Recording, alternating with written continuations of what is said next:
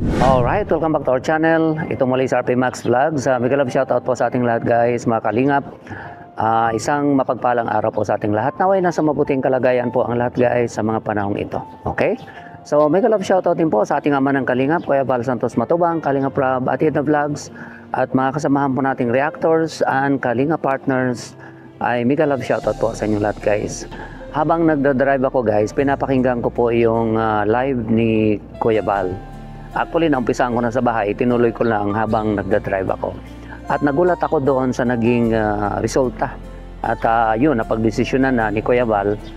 Sa tulong po ng mga viewers, confident naman po si Kuya Val na ika nga fair yung kanyang naging decision. Okay, at nagulat ako at yun nga, no, bilang Kalingap reactor and sponsor, all out po ang support ko dyan guys, no, sa naging decision ni Kuya Val. Okay, parang sa nakikita ko guys, no, parang naging way lang po, no, yung reaction ko dahil nag-trending po kasi. Although doon nga po sa reaction ko wala naman akong binabas, no, pero may mga viewers po talaga na siguro noon pa ika nga critical o negative na talaga sila. Kung may isa lang po na magko-comment ng negative, eh sunod-sunod na po yan. Ika nga nagkakaroon po sila ng lakas ng loob na ika nga mag-comment din po ng negative. Okay, so actually, ito banggitin ko na lang din. Kahapon actually, tinawagan ako ni Sir July Ponil, no? Yung aking partner, no, sa pag-live. At nakiusap kung pwedeng i-off ko yung comment actually the other day, okay? Actually, nung pag-upload ko pa lang ng video na yon, yung pag-public ko pa lang ng video na yon, may nabasa akong negative na ano, pero paalis na po kasi kami papuntang mall, no? Meron kaming binili. Bumili kami ng printer kasi nga kailangan namin ng printer para sa anak ko na nag-aaral.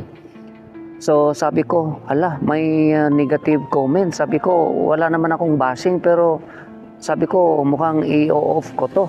Oo, pagka talagang dumami yung bashing, no? At siyempre kung sobrang dami naman, hindi mo na talaga mabantayan yan. So pumunta kami sa mall, at yun nga po, no, habang nasa mall kami, nakatanggap ako ng tawag at ito nga yung partner ko, no, si Sir July. At nakiusap yung isang sponsor na kung pwede kasi nasasaktan sila doon sa mga comments, no, sa mga bashing na nandoon. Kaya actually nahirapan pa ako nung una, pero nagawa ko rin naman ng paraan at na-access ko na-off ko yung comments. Pero yun nga, noong nag-usap na kami sa GC namin, sinabihan naman ako, okay, at siyempre, no, sinabihan ako ni Kuya Val. At yun nga, no, binanggit sa akin na bawal sa amin bilang viewers, bawal sa amin na mag-hide ng comment at mag-blind item. Kailangan banggitin mo talaga kasi yun yung rules namin bilang viewers. So ginawa po natin yun. Pero ito po guys, ano, baka sabihin po ng iba na nagiging ako po yung dahilan, okay, kung bakit nagkaganito. Kung yung siguro yung negative sa decision ni Kuya Val. Ito guys, no, bilang naniwala po tayo ng ika nga religiously inclined po tayo. Naniwala po ako guys na lahat po ng siguro ganun din po kayo, na lahat po na ng nangyayari sa mundong ito, good or bad, alam ng Panginoon at pinapahintulutan ng Panginoon. Okay, sa lahat ng bagay, ganun po yung aking paniwala at siguro ganun din po kayo. So sa tingin ko, sa analyzation ko lang guys, yung naging reaction ko na trending, no, at kinunik nga nung iba. Actually, it's not wala akong kinunik doon, no, pag-aralan mo talaga yung live ko. Wala akong kinunik doon, okay? Kinunik lang nung mga nag-comment, okay? Actually, question mark yun, pero wag na po nating i-detalye yun.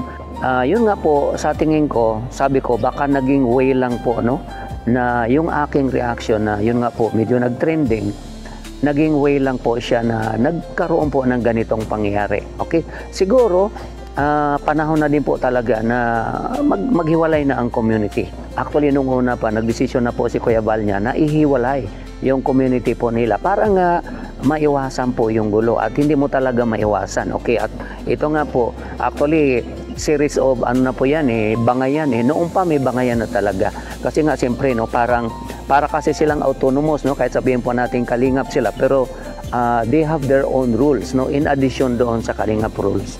Kaya parang autonomous po sila.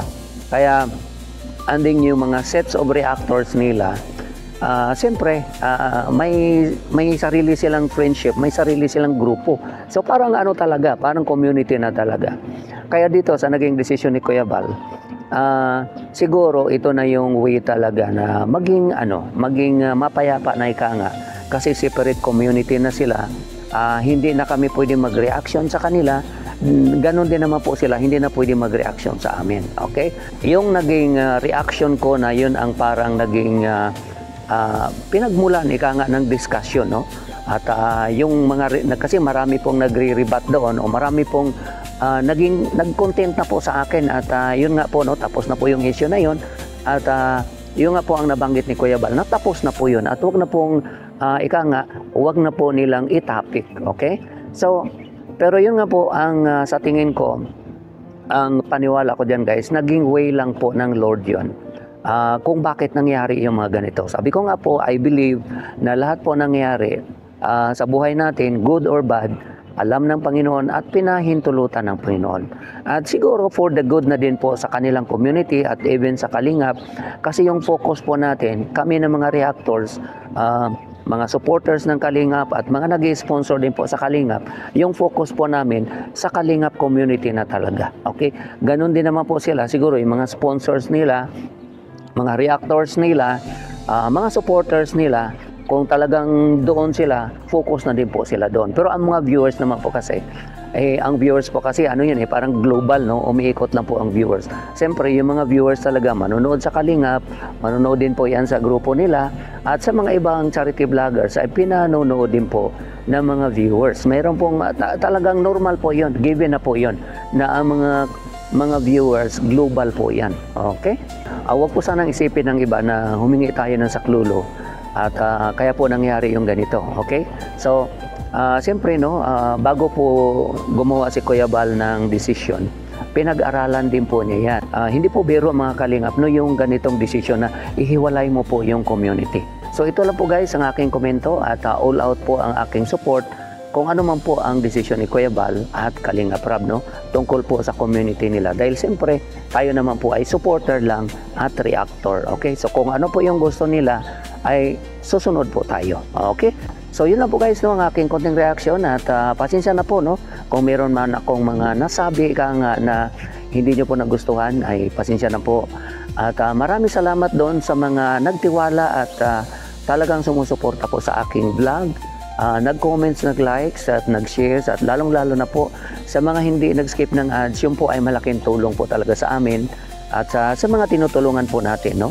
Kahit naman reactor po tayo guys, meron po tayong charity. Okay, tuloy-tuloy pa din po yung mga tinutulungan ko po na may problema sa pag-iisip at gumaling na din po yung iba. Okay? Hindi ko na nga lang nag-vlog kasi nandito po tayo. Okay? So maraming salamat po sa inyong lahat guys. Ingat po tayo kung nasaan man tayo. God bless everyone. I love you all. Bye-bye.